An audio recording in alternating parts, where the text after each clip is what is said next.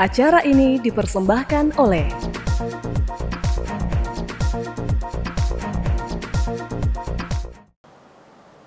Halo pemirsa Unhas TV, jumpa lagi bersama saya Zahra Sabita Suceng dalam Unhas Daily. Dalam beberapa menit ke depan kami akan menyajikan berita teraktual hanya untuk Anda.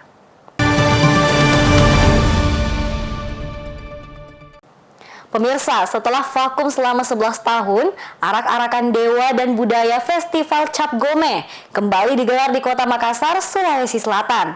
Ragam pertunjukan dari 6.000 peserta dan 12 kelenteng memeriahkan Arak-Arakan Dewa ini. Terik matahari tak menyurutkan kemeriahan Arak-Arakan Dewa dan Budaya Festival Cap Gome di Kota Makassar, Sulawesi Selatan, Minggu 2 Februari 2025. Festival ini kembali terlaksana setelah sempat vakum 11 tahun. Sekitar 6.000 peserta dari 12 kelenteng, termasuk dari kota Parepare dan Kabupaten Takalar, turut memeriahkan arak-arakan ini dengan sejumlah pertunjukan. Para peserta mengenakan pakaian nuansa merah dan kuning yang melambangkan keuntungan, kemakmuran, dan kesejahteraan. Pertunjukan marching band membuka festival ini, disusul barisan bendera merah putih, barisan Bhinneka Tunggal Ika, dan tarian peraga. Ada juga penampilan barongsai dan naga yang melambangkan kemakmuran dari sejumlah kelenteng, salah satunya dari Vihara Kiniraga. Vihara ini juga sekaligus dengan peserta terbanyak, yakni 1.300 peserta dan belum terhitung 100 penarinya yang menampilkan tarian tradisional Tiongkok. Hadir dalam arak-arakan Dewa dan Budaya ini adalah pejabat Gubernur Sulawesi Selatan, Profesor Fajri Jufri, dan Sekretaris Daerah Sulawesi Selatan, Dr. Andes Haji Jufri Rahman. Profesor Fajri Jufri menyebut jika arak-arakan Dewa dan Festival Cap Gome ini menjadi bagian budaya Sulawesi Selatan yang harus dilestarikan. Pemprov Sulsel pun disebutnya mendukung terlaksananya festival ini. Ya, ini pun yang sangat baik ini. Ini rangkaian dari Hari Raya Imlek, Festival Cap Gome. Hari ini kita disuguhkan Festival Arak-Arakan Dewa Dewi. Ada 18 Dewa Dewi yang besar. Dan ini bukan hanya dari Sulawesi Selatan saja. Ada dari luar Sulawesi Selatan juga, termasuk dari beberapa kabupaten Parepare, Takalar, dan beberapa. Dan ini merupakan bagian budaya masyarakat Sulawesi Selatan yang sudah merakar. Oleh karena itu, tema yang diangkat ini keberagaman dalam kebersamaan. Jadi toleransi agama, toleransi perbedaan ini harus kita jaga. Karena Sulawesi Selatan ini provinsi yang besar. Suku adat mulai berbeda, tapi kita punya visi yang sama untuk membangun Sulawesi Selatan yang lebih maju dan lebih sejahtera. Festival Cap Gome tahun ini mengangkat tema kebersamaan dalam keberagaman menuju generasi emas 2045. Ketua Walubi Sulawesi Selatan yang menjadi penyelenggara festival ini, Henry Sumitomo, menyebut jika tema tersebut sebagai wujud kolaborasi dan kebersamaan antar komponen yang ada di Sulsel. Ya betul Bu, ini kita bekerja dengan penuh dengan doa dan kerja keras teman-teman. Ini orang-orang ini kan tidak mudah. Karena untuk orang ini setiap mau keluar dewa itu disembahyang dulu, berdoa. Dewa setuju atau enggak. Kalau enggak setuju enggak akan jalan juga.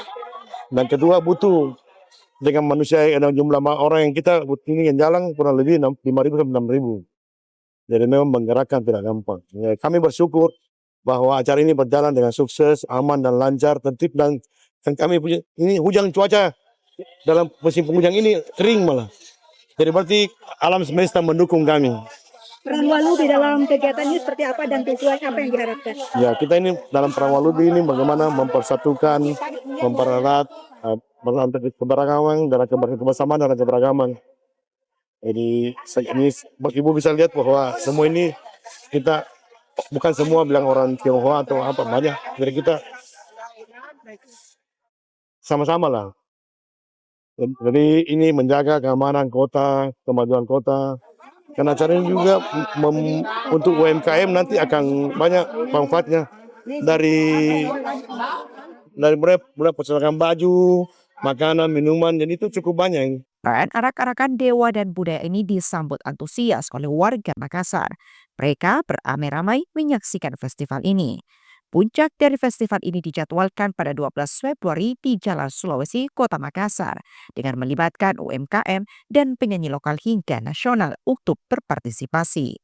Zulkarnain, Andi Muhammad Syafrizal, Unhas TV.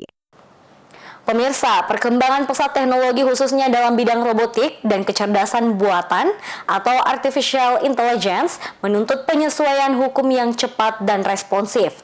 Akademisi Universitas Hasanuddin menilai jika kondisi ini merupakan tantangan besar bagi Indonesia. Industri teknologi khususnya robotik dan kecerdasan buatan atau artificial intelligence membawa berbagai kemudahan dan manfaat dalam kehidupan sehari-hari. Namun hal itu juga memunculkan tantangan baru dalam dunia hukum.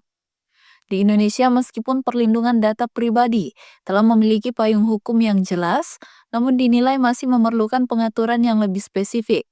Hal ini diungkapkan akademisi Universitas Hasanuddin Makassar, Profesor Dr. Maskun SH LLM. Menurut Wakil Dekan Fakultas Hukum Unhas ini, perlunya pengaturan lebih lanjut yang spesifik terkait teknologi tersebut. Lantaran terdapat lebih dari 1,3 juta pengguna artificial intelligence atau AI di tanah air. Sehingga pemerintah dan lembaga hukum diharapkan dapat mempercepat respons terhadap perkembangan ini agar tidak tertinggal. Profesor Maskun menyoroti pentingnya peningkatan kapasitas aparat penegak hukum dalam memahami teknologi, agar mereka dapat menjalankan tugas dengan efektif dan memastikan keadilan di era digital. Ya, hal yang pertama mungkin yang memang menjadi pembelajar awal bagi setiap mahasiswa hukum selalu diajarkan bahwa hukum itu tertati-tati mengikuti perkembangan zaman, atau bahasa Latinnya atau bahasa Belandanya disebut dengan het redt in after the patent aan. Ini bukan sesuatu yang menurut saya hal yang membuat kita harus kemudian pesimis melihat, karena dalam catatan saya bahwa perkembangan teknologi itu adalah sebuah keniscayaan. Karena dia adalah sebuah keniscayaan, mau atau tidak mau, maka teknologi adalah menjadi bagian yang tidak terpisahkan dari hidup kita tentunya hari ini. Profesor Maskun menilai jika pengaturan di bidang teknologi harus terus diperbaiki dan disesuaikan dengan kebutuhan zaman. Dan Indonesia dinilainya tidak perlu merasa tertinggal dalam menghadapi revolusi digital, karena banyak regulasi internasional yang dapat menjadi acuan. Ia pun menyontohkan di Eropa, ada kebijakan yang diterapkan melalui Cyber Operation Center atau COC, yang menunjukkan pentingnya pengaturan yang mendalam dalam mengelola data dan teknologi. Profesor Maskun pun menekankan penggunaan AI harus didasari oleh informasi yang tepat. Jika informasi yang disuplai salah, maka hasil dari AI juga akan salah. Karenanya pengaturan yang tepat dalam penggunaan teknologi ini sangat penting, termasuk pembahasan etika penggunaan AI dan siapa yang bertanggung jawab atas penggunaan teknologi tersebut, baik individu maupun badan hukum. Dari perkembangan teknologi tersebut, salah satu tantangan besar yang dihadapi Indonesia adalah bagaimana meningkatkan pemahaman aparat penegak hukum, terutama terhadap AI. Menurut Profesor Maskun, untuk dapat menjalankan tugas dengan efektif, aparat penegak hukum harus menguasai teknologi ini.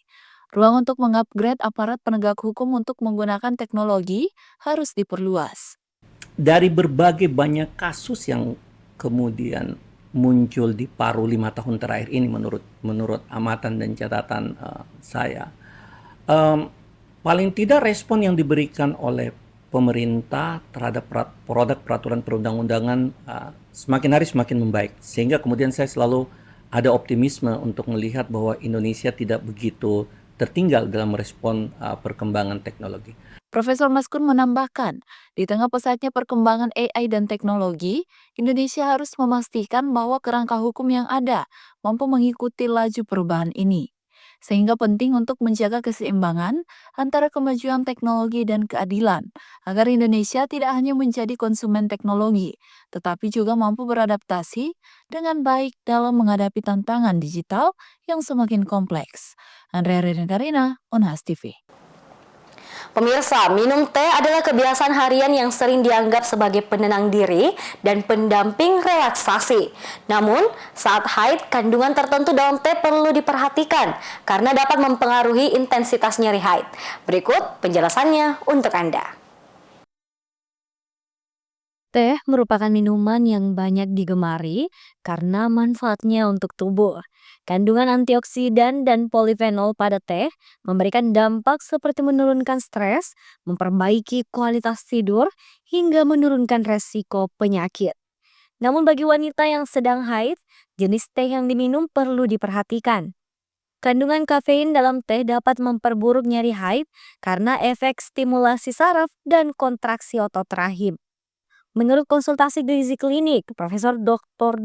Nur Puji Astuti MPH, SPGK Konsultan, FRSPH, kafein dalam teh dapat meningkatkan ketegangan otot dan memperparah kontraksi otot-otot rahim. Hal ini bisa memperkuat kram yang menjadi penyebab utama rasa nyeri haid atau dysmenorrhea. Kalau kita haid, di sini terjadi proses sekretori, itu akan terjadi kenaikan dari progesteron. Tapi pada saat kita haid, di mana terjadi penurunan dari progesteron, ini menyebabkan oksidasi ini di sini dapat langsung menghasilkan prostaglandin. Dia merangsang terjadinya prostaglandin dalam hal ini, sehingga ini yang menyebabkan terjadinya rasa sakit. Pada saat orang haid itu menimbulkan rasa nyeri.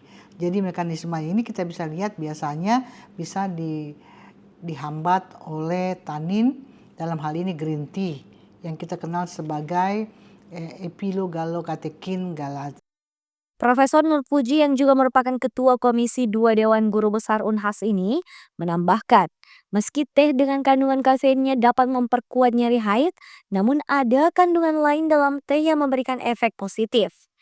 Di dalam teh juga terdapat kandungan tanin yang dapat membantu meringankan nyeri haid pada wanita yang sedang mengalaminya. Tanin yang dikenal sebagai antioksidan seperti epigalokatekin, galat dalam teh hijau, dapat menghambat siklosigenase dan mengurangi produksi prostaglandin yang memicu nyeri haid. Sehingga penting untuk memperhatikan jenis teh yang dikonsumsi, terutama saat haid, agar manfaat mengonsumsi teh sebagai minuman kesehatan dapat tercapai. Feni Septian Samuel, Unhas TV. Senang tantangan dan mencoba hal baru, Miss Indonesia 2006 Critania Besol pindah ke Amerika Serikat untuk sekolah perawat. Ternyata tak mudah, ia pindah haluan mendaftar jadi tentara.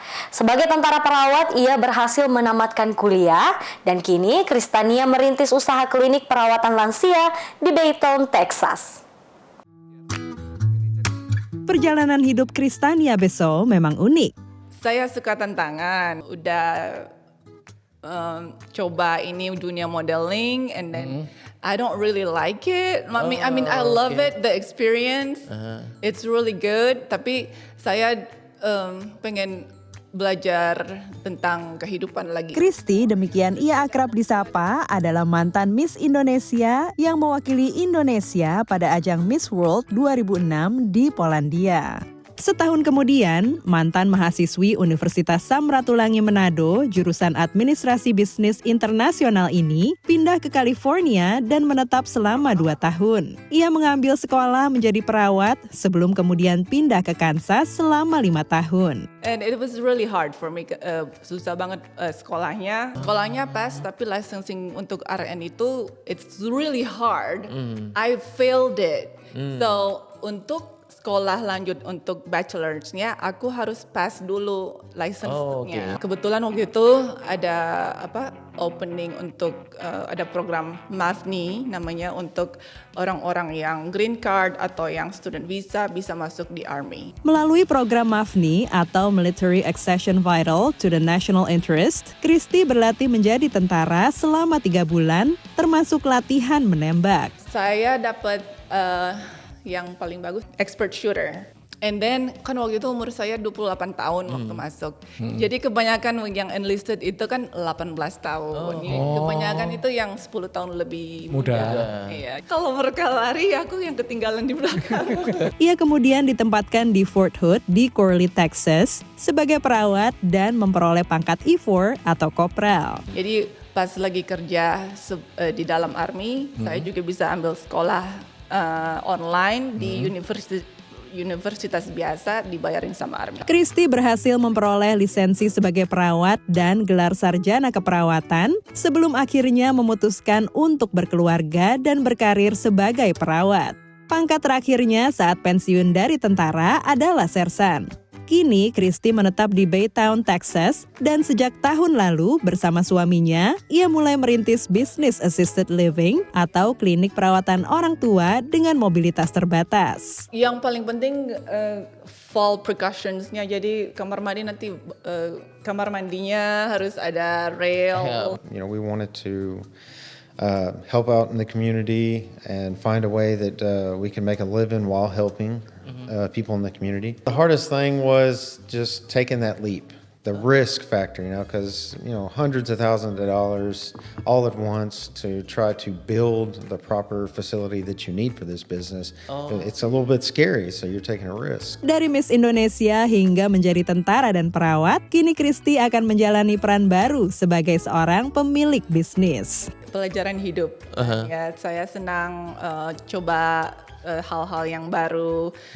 Karena Bapak dulu angkatan laut, jadi kita tiap 2 tahun, 4 tahun pindah gitu. Jadi saya suka belajar sesuatu yang baru. Dari Baytown, Texas, tim VOA.